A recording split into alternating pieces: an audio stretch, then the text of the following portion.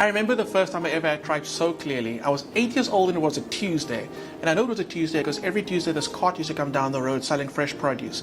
So we already had our tripe and there was young Clem with his money shopping for the onions and the tomatoes. So the whole day was an experience. My dad did most of the cooking because he was mostly at home with us. Would sit around the fire with a big pot and you dish and we'll tell jokes and whatever, so it just reminds me of family, chatting, enjoying the meal. Yeah, it was so much fun. I grew up in the Limpopo province, so it's an agricultural community, and we learned how to eat nose to tail really from a young age. The tripe was normally prepared by the tannies from church, and it's not a case of just getting a recipe from them. You know, that would be a list of ingredients and a method. You kind of need to be in there with them and learn the tricks and the trade and the shortcuts and almost like the traditions that go with how to prepare that perfect tripe.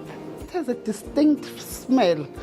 Like even when you were outside playing, the minute you get the smell, you know you need to be closer to home because you know what's coming. My family's recipe for tripe always incorporates a curry of some sort, and the beans always have to be present. If the beans aren't there, and if it's not a curry, I don't feel like it's 100% a tripe dish. And no matter how educated or sophisticated, you still want to go back to your roots and enjoy the food that you used to enjoy when you grew up.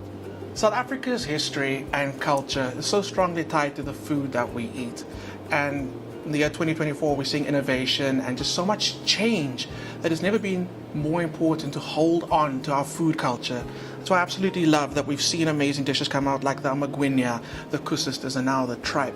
If we don't hold on to those memories and food culture now, who's going to do it?